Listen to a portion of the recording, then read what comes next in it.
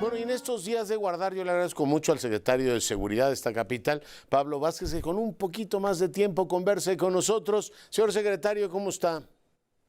Muy bien, muchas gracias, estimado doctor. Aquí a la orden. Saludos a todo el auditorio que nos escucha. Oiga, además de por la coyuntura, que habitualmente es lo que permite que nos comuniquemos con usted, a mí me gustaría que el día de hoy le echáramos un vistazo a qué va cambiando en el modelo de seguridad de esta capital y cómo está interactuando la policía que usted dirige con la sociedad. Bueno, la ciudad, como sabes, es una de las capitales más dinámicas de América Latina, una de las ciudades más vigorosas en términos económicos, no solo en el país, donde es quizá la atractora principal de inversión extranjera directa, también es una de las capitales más bollantes en ese sentido en nuestro continente y recientemente se ha convertido, quizá después de la pandemia, en una tendencia que se profundizó en una capital receptora de muchos trabajadores extranjeros que desde aquí realizan sus actividades laborales. Se ha vuelto en ese sentido, ya lo era antes, pero creo que se ha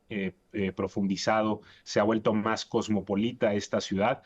Recibe muchos turistas, es uno de los sitios del mundo, una de las ciudades del mundo que más turistas recibe de todas partes del mundo, en efecto, y también una ciudad que en años recientes, por distintas dinámicas geopolíticas, se convirtió en un centro de estancia temporal para flujos migratorios que tenían destino hacia el norte. Al mismo tiempo, hemos visto en la capital avances tecnológicos importantes, ya sea en términos de inversión pública, pero también avances tecnológicos que tienen que ver con el desarrollo mismo de las plataformas digitales, de redes sociales, de inteligencia artificial.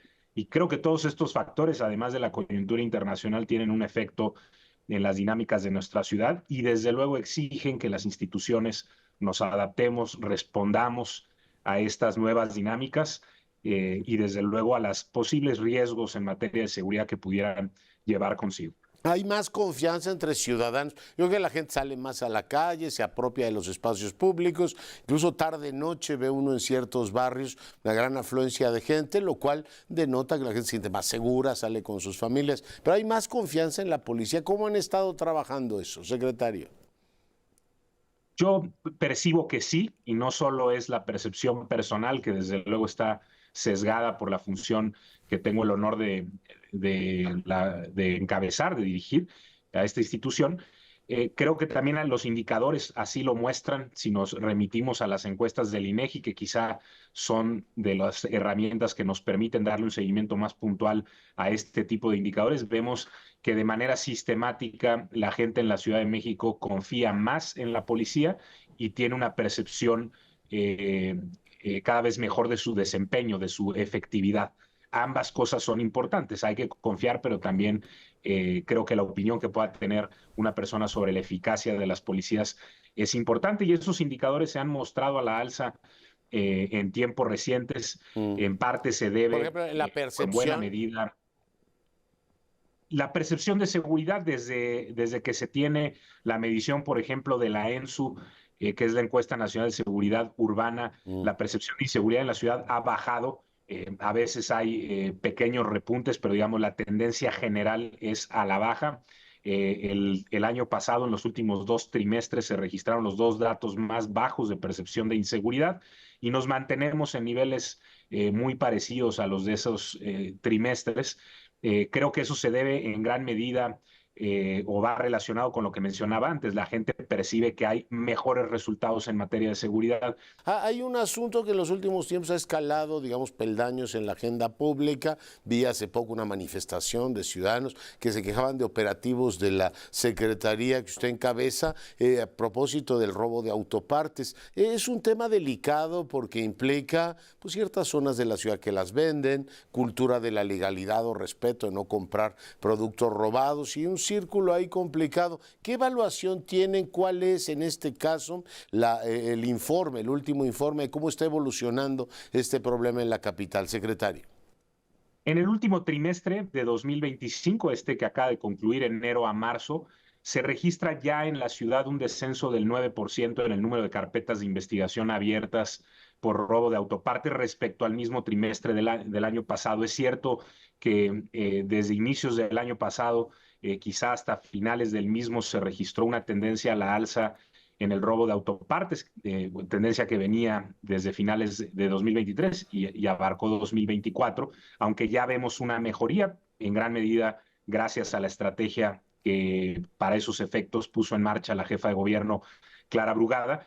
Y lo que vemos es un fenómeno complejo, es un tema desde luego de personas que roban autopartes, de grupos o entramados delictivos que están dedicados o enfocados a este delito, que son entramados complejos. No solo es la persona que retira el espejo, es quien organiza a esas personas, tiene que ver también con los lugares donde se venden, donde a lo mejor coches robados en su totalidad son desmantelados para luego venderlos en partes, y tiene que ver también con redes que rebasan la ciudad, que involucran a otros estados vecinos. De ahí que la estrategia contemple un fuerte dispositivo de coordinación metropolitana. Y tiene que ver también, porque no podríamos aislarlo, del mercado mismo de las autopartes.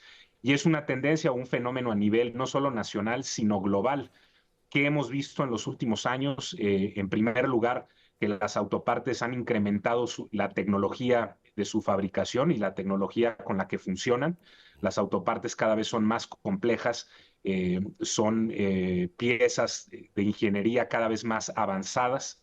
Tenemos faros de cierto tipo de luz o de iluminación ya muy distintos de lo que teníamos a escasos 5 o 6 años, computadoras muy avanzadas en los vehículos, espejos retrovisores que tienen muchos componentes mecánicos automatizados.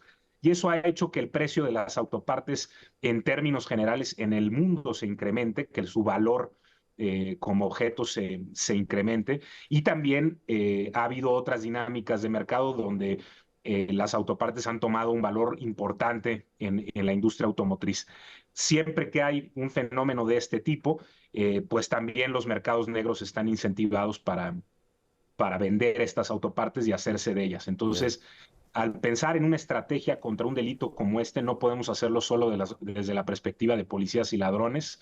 Tiene que ser integral, tiene que partir, como bien mencionas, de la cultura cívica, involucrar al sector privado, ver qué tipo de soluciones de mercado se pueden dar, qué tipo de medidas preventivas, situacionales.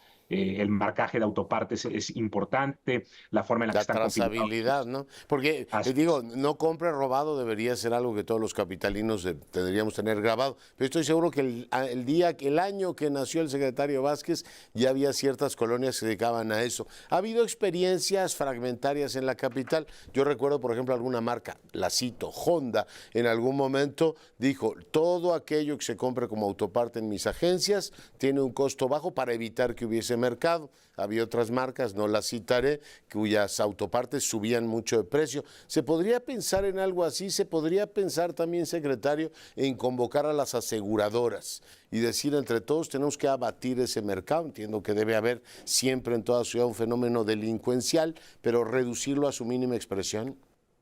Tenemos una mesa de trabajo con las distintos representantes de las agencias distribuidoras, de las aseguradoras, de quienes se dedican dentro del sector privado o del sector asegurador a la recuperación de vehículos. Hay muchas instancias representadas, debo de decir que todas ellas con una extraordinaria voluntad de trabajo, con gran apoyo, conocen muy bien el sector, llevan trabajando soluciones normativas y operativas ya desde hace muchos años, y estamos conversando con ellas y ellos al respecto. Esto que mencionabas, que lo recuerdo muy bien, muchas marcas de vehículos que incluso llegaban a dar reemplazos de autopartes gratuitas, pues tiene que ver con la asimilación en los precios vehiculares de los costos de los seguros.